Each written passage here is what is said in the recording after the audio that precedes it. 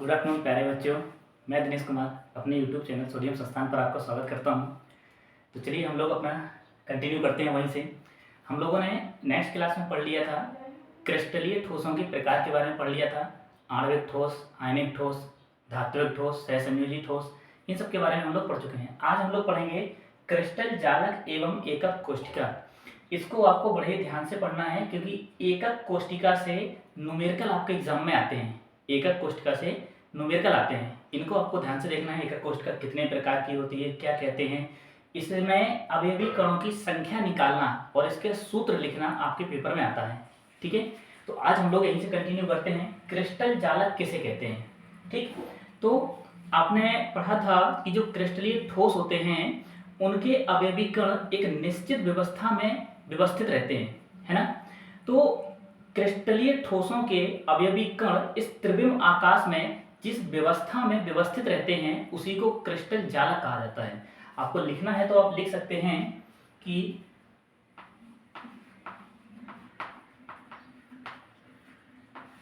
Crystal ठोसों के क्रिस्टलीय, लिख लेना इसको, क्रिस्टलीय ठोसों के अवयवी कण, क्रिस्टलीय ठोसों के अवयवी कण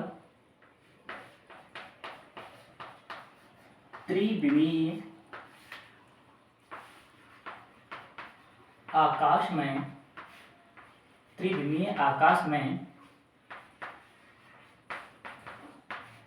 जिस क्रम में व्यवस्थित होते हैं, जिस क्रम में व्यवस्थित होते हैं उसे ही क्रिस्टल जालक कहते हैं,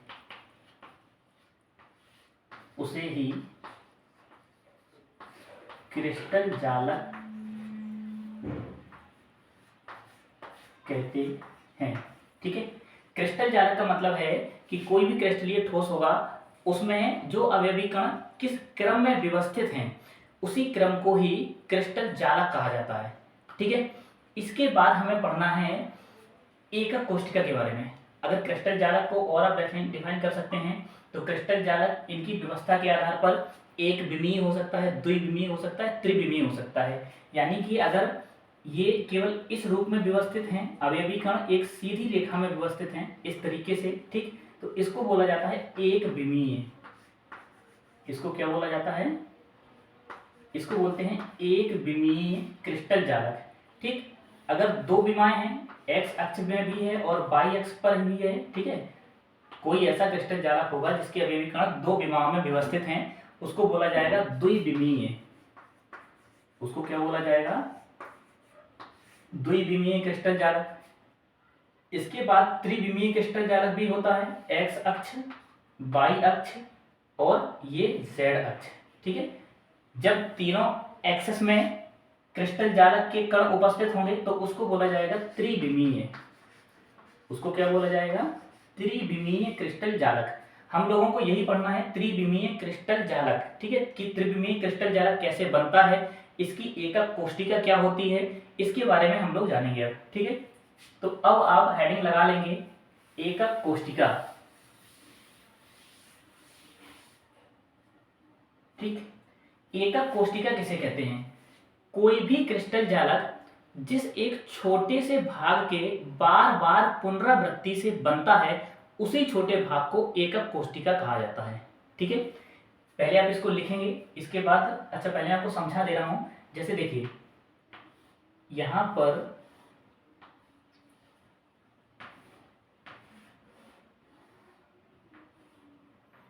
ये क्या है? एक कोई क्रिस्टलीय ठोस है। ठीक है, वैसे तो ये एकक कोष्ठिका ही है। अब इसी एकक कोष्ठिका के बार बार रिपीटेशन से पूरा जालक बन जाएगा। ठीक है, किसी क्रिस्टल जालक का वह छोटा भाग जिसकी बार बार पुनरावृत्ति से, इस तरफ यही यही इसी को रखते जाएंगे, ऊपर को इसी को रखते जाएंगे, इस तरफ भी रखते जाएंगे, इस तरफ भी रखते जाएंगे, तो क्या होगा? संपूर्ण जालक का निर्माण हो जाएगा। तो एकक कोष्ठिका की परिभाषा क्या हो गई कि कोई भी ऐसा छोटा भाग जिसकी बार बार पुनरावृत्ति से संपूर्ण क्रिस्टल जालक का निर्माण होता है उसको एकक कोष्टिका कहते हैं। देखिए कैसे निर्माण होगा, जैसे कि अगर मैं इसको ऊपर की ओर बढ़ाऊंगा,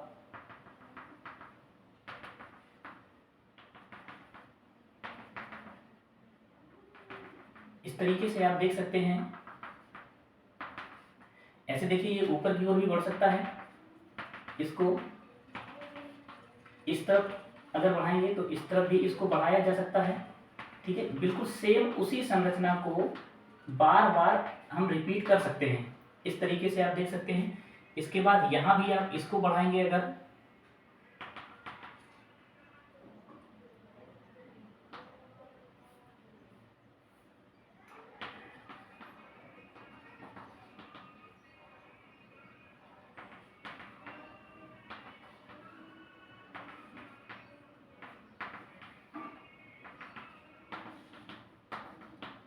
इस तरीके से आप देखेंगे। आप नीचे की ओर भी इसको बढ़ा सकते हैं।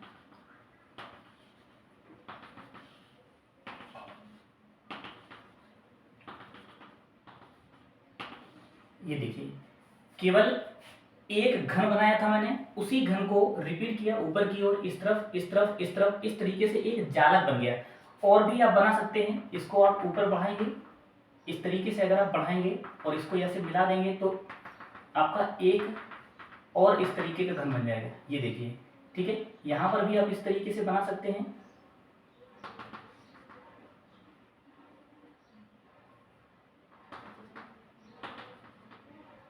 ठीक, ये देखिए इस तरीके से आप बार बार रिपीटेशन से, इस संरचना के बार बार रिपीटेशन से आप कोई भी संरचना बना सकते हैं।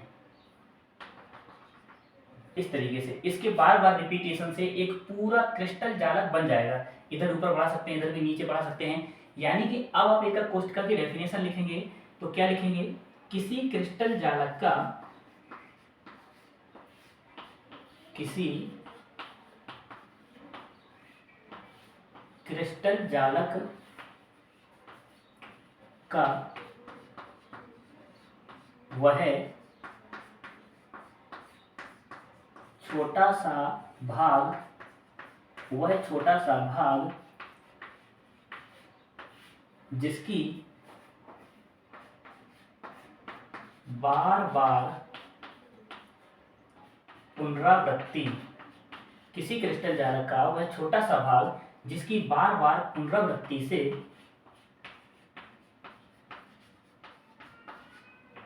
संपूर्ण क्रिस्टल जालक का निर्माण होता है। संपूर्ण क्रिस्टल जालक का निर्माण होता है, एकक कोष्टिका कहलाती है।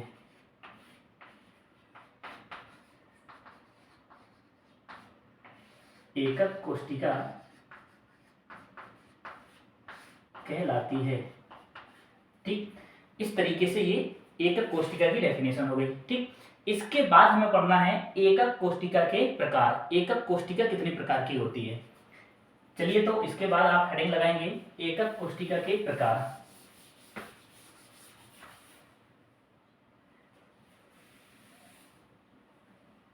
आप हेडिंग लगाइए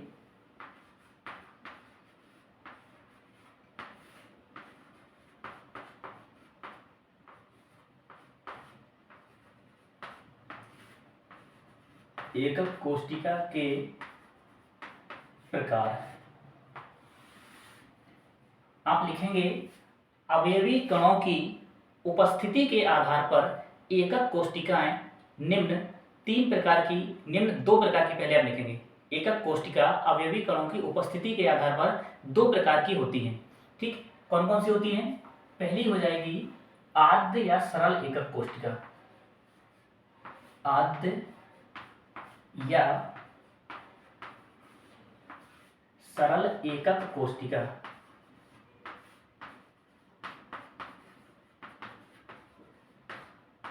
ठीक, इसको इंग्लिश में आप लिख सकते हैं सिंपल यूनिट सेल। ठीक है, शॉर्ट फॉर्म जरूर लिखना SCC, सिंपल क्यूबिक सेल बोल सकते हैं, यूनिट सेल या क्यूबिक सेल। ठीक है, घनीय कोशिका होती है ना, इसलिए इसको क्यूबिक सेल, एससीसी। आपके पेपर में इसी तरीके के शब्द लिख के आते हैं, ये पूरा नहीं लिखा होता, एससीसी एफसीसी इस तरीके के लिखे रहते हैं। इसके बाद दूसरी होती है केंद्रीय एकक कोशिका, केंद्रित एकक कोशिका, केंद्रित एकक कोशिका। ठीक, इसको आप लिख सकते हैं सेंटर्ड यूनिट सेल। ठीक, इसके बाद केंद्रित एकक कोशिका के अलग अलग भाग होते हैं, उसको हम बाद में देखेंगे। पहले आपको हेडिंग लगा लेनी है सरल एकक कोशिका। ठीक है, पहले आप सरल एकक कोशिका पढ़ेंगे, इसके बाद फिर केंद्रित एकक कोशिका के बारे में पढ़ेंगे। सरल एकक कोशिका यानी कि एसएससी, इसको आप लिख लेना एससीसी करके। ठीक है, तो सरल एकक कोशिका की आप डेफिनेशन लिखेंगे, वह एकक कोशिका जिसके प्रत्येक कोने पर अवयवी कण उपस्थित होते हैं, एकक सरल एकक कोशिका कहलाती है। क्या होगी इसकी डेफिनेशन, कि वह एकक कोशिका जिसके प्रत्येक कोने पर एक अवयवी कण उपस्थित होता है, सरल एकक कोशिका कहलाती है। ठीक है, जिस तरीके से आप इसको देखेंगे,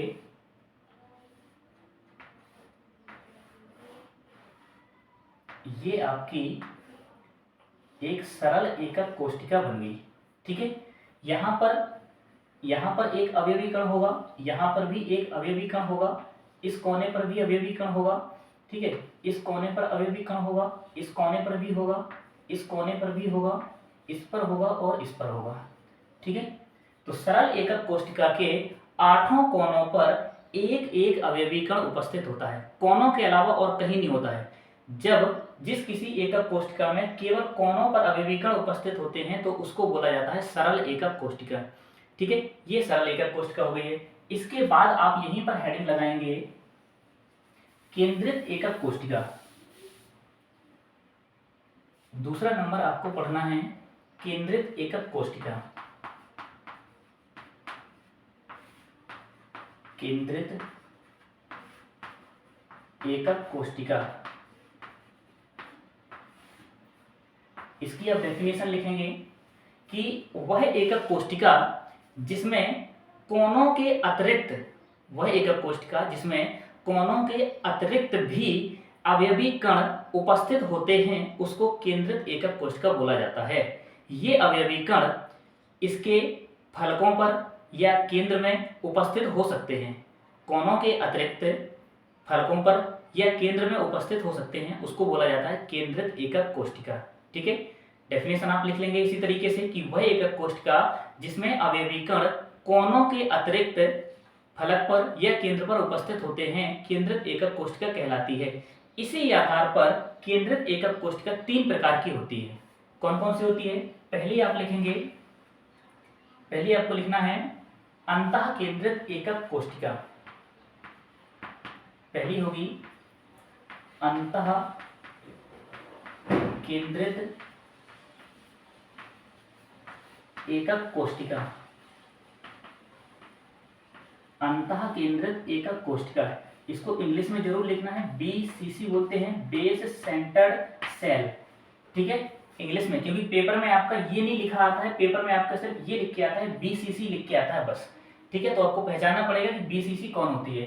तो अंतः केंद्रित एकक कोशिका, इसकी आप डेफिनेशन लिखेंगे कि वह एकक कोशिका जिसमें अवयवी कण कोनों के अतिरिक्त बीचों बीच इसके केंद्र पर भी उपस्थित होता है, उसको बोला जाता है अंतः केंद्रित एकक कोशिका। चित्र बनाता हूं तो इसमें आपको डेफिनेशन और क्लियर हो जाएगी। वह एकक कोशिका जिसमें अवयवी कण इसके कोनों के अतिरिक्त अंतः केंद्र में भी उपस्थित होता है, अंतः केंद्रित एकक कोशिका कहलाती है।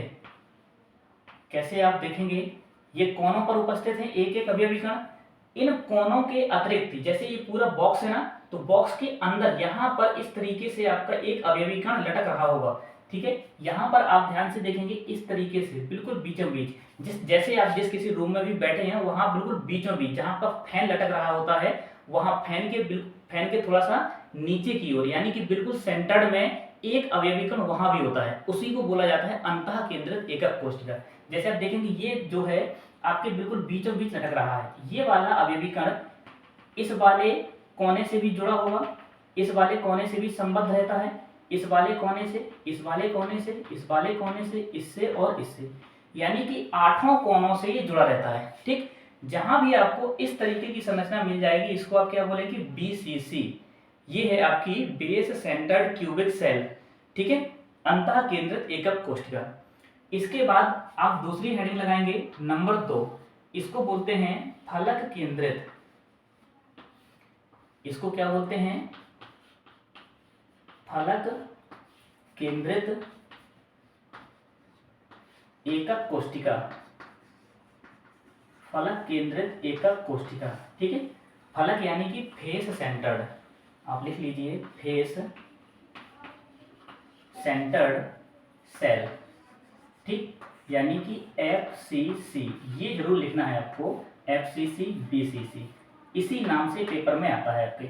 ठीक है, FCC क्या बोलते हैं, फलक क्या होते हैं, आप सभी लोग जानते होंगे कि किसी भी घन में जो दीवार होती है उसकी, ये जो दीवारें होती हैं इस तरीके की, ये जो दीवार है, जैसे कि आपका जो रूम है उसकी चारों दीवारों को आप देखेंगे, उन दीवारों को फलक कहा जाता है। ऊपर की छत और नीचे की फर्श, इनको क्या बोलते हैं, हम फलक बोलते हैं।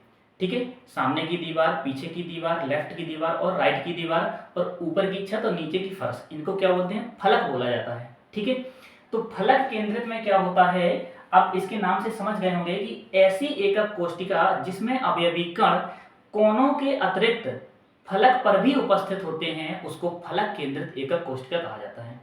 ठीक है, तो इसका आप फिगर देखेंगे तो और अच्छे से क्लियर हो जाएगा। इसका फिगर आपको यहां बना के दिखा रहा हूं मैं, देखिए, वह एकक कोशिका जिसमें अवयवी कण कोनों के अतिरिक्त फलकों पर भी उपस्थित होते हैं, फलक केंद्रित एकक कोशिका कहलाती है। मतलब कि कोनों पर तो उपस्थित होते ही हैं, ठीक है, कोनों पर तो उपस्थित हैं ही, इन कोनों के अतिरिक्त यहाँ पर आप देखेंगे ये ऊपर वाली छत है, यहाँ पर भी एक होगा। ठीक, इसके बाद ये नीचे वाला फर्श है, यहाँ पर भी एक होगा, इस तरफ वाली दीवार पर भी एक होगा और इस तरफ वाली दीवार पर भी एक होगा। ठीक, इसके बाद इस तरीके से ये रखा हुआ है ना, ये ऐसे रखा हुआ है, एक इस वाली दीवार में होगा सामने और इधर एक पीछे वाली दीवार में होगा। तो इन दोनों को बनाने के लिए आपको दोनों इधर ही दिखाई देंगे, ये आगे वाली दीवार का है और ये पीछे वाली दीवार का है। ठीक है, इस तरीके से बोर्ड में आपको ये ऐसा ही दिखेगा। ठीक है, तो ये होता है फलक केंद्रित एकक कोशिका। ठीक, अंतः केंद्रित एकक कोशिका BCC आप ध्यान से देखेंगे, कोनों के अतिरिक्त बीचों बीच एक अवयवी कण होता है, उसको बोला जाता है BCC। और जब कोनों के अतिरिक्त 6 दीवारों पर, एक घन में 6 फलक होती हैं, तो 6 दीवारों पर एक एक अवयवी कण होता है, उसको हम FCC बोलते हैं। ठीक, इसके बाद एक और आपका बचा हुआ है जिसको बोलते हैं अंत्य केंद्रित, इसको भी आप लिख लीजिए। तीसरा है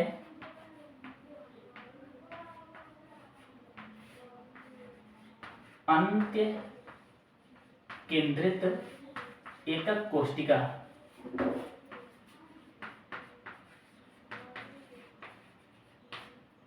अंत्य केंद्रित एकक कोशिका। ठीक, इसमें क्या होता है, अवयवी कण कोनों के अतिरिक्त किन्हीं 2 विपरीत फलकों पर उपस्थित होते हैं। सभी फलकों पर नहीं होते, किन्हीं 2 विपरीत फलकों पर उपस्थित होते हैं। कोनों पर तो होते ही होते हैं और 2 विपरीत फलकों पर, यानी अगर सामने वाली दीवार पर होगा तो पीछे वाली दीवार पर होगा, या फिर अगर राइट वाली दीवार में है तो लेफ्ट वाली दीवार में होगा। एक अवयवी कण ऊपर वाले छत पर होगा तो नीचे वाले फर्श पर होगा। ठीक, अंत्य एकक कोशिका में यही होता है कि अवयवी कण 2 विपरीत फलकों पर होते हैं। ठीक है, इसका आप देख सकते हैं, इसका चित्र कैसा बनता है,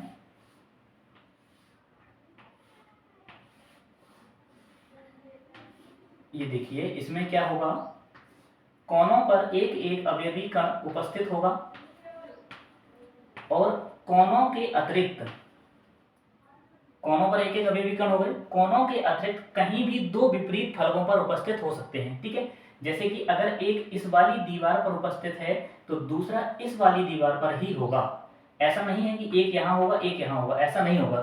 ठीक है, एक यहाँ होगा तो एक यहाँ होगा, इसको बोला जाता है अंत्य केंद्रित एकक कोशिका। ठीक है, तो ये हो गया एकक कोशिका के प्रकार। अब हम लोग नेक्स्ट क्लास में पढ़ेंगे एकक कोशिका में अणुओं की संख्या ज्ञात करना, ये आपके एग्जाम में पूछा जाता है, हर साल आता है कि एकक कोशिका में अणुओं की संख्या कैसे ज्ञात करते हैं। अणु, परमाणु या अवयवी कण, किसी एक एकक कोशिका में कितने अवयवी कण होते हैं वो हमें निकालना है, और उसी के आधार पर हम यौगिक का सूत्र बनाना सीखेंगे। आपके एग्जाम में हर साल पूछा जाता है कि यौगिक का सूत्र क्या होगा, इस तरीके का एक क्वेश्चन आता है, वो भी हम लोग क्या करेंगे नेक्स्ट क्लास में पढ़ेंगे। तब तक के लिए आपको इन सबको देखना है, पढ़ना है, अच्छे से समझना है। जहां समझ में आपको नहीं आता है आप कमेंट बॉक्स में कमेंट करके लिखिएगा कि सर ये चीज़ समझ में नहीं आई है, मैं आपको दोबारा से उस चीज़ को समझाता हूँ। ओके, तब तक के लिए धन्यवाद।